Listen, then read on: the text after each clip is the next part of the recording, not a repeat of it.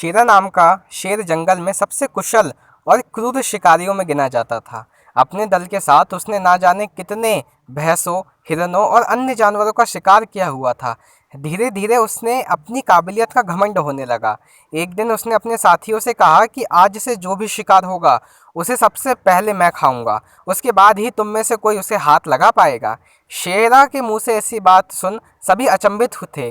तभी एक बुजुर्ग शेर ने पूछा, अरे तुम्हें आज अचानक हो क्या गया है? तुम ऐसी बात क्यों कर रहे हो? शेरा बोला, मैं ऐसी वैसी कोई बात नहीं कर रहा। जितने भी शिकार होते हैं उसमें मेरा सबसे ज़्यादा योगदान होता है। मेरी ताकत के दम पर ही तो इतने सारे शिकार कर पाते हैं आप, इसलिए शिकार पर सबसे पहला हक मेरा ही है।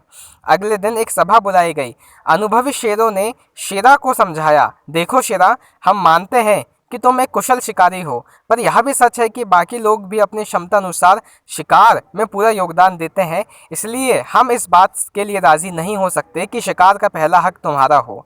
हम सब मिलकर शिकार करते हैं और हमें मिलकर ही उसे खाना होगा।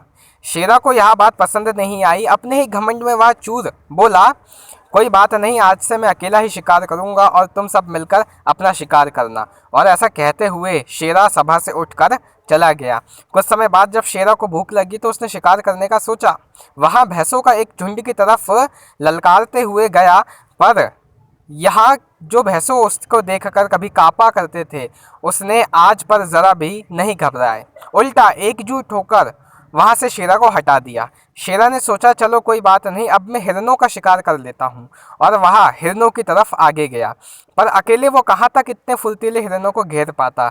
हिरन भी उसके हाथ में नहीं आए। अब शेरा को एहसास हो गया कि कितनी ताकत होती है कि बिना दल का सहयोग पाए हुए वह शिकार नहीं कर सकता। उसे पछतावा होने लगा। अब वह टीम वर्क की इम्पोर्टेंस समझ चुका था। वह निराश बाकी शेरों के पास पहुंचा और अपने ही इस व्यवहार के लिए क्षमा मांगी, और एक बार फिर जंगल ने उसके नाम से कांपने लगा। दोस्तों, चाहे आप स्पोर्ट्स में हो, कॉर्पोरेट वर्ल्ड में काम करते हो या कोई बिजनेस करते हो, टीम वर्क की इम्पोर्टेंस को समझना बहुत ज़रूरी है।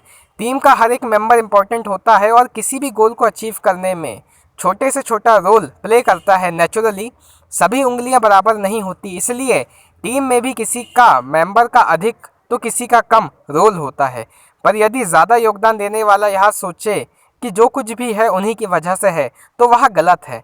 इसलिए किसी तरह का घमंड करने के बजाय हमें सभी को इम्पोर्टेंस देते हुए एज अ टीम प्लेयर काम करना चाहिए। इस कहानी में एक और बेहद ज़रूरी मैसेज है, वो है गलती का एहसास होने पर क्षमा मांगना। शेरा को जब अपनी गलती का एहसास हुआ तो उसने क्षमा मांग ली और एक बार फिर से अपनी साख वापस लौट आई। अगर आपसे भी कभी कोई गलती हो जाए तो अपनी ईगो प्रॉब्लम को मत बनाइए और क्षमा मांगकर लाइफ को वापस ट्रैक पर लाइए।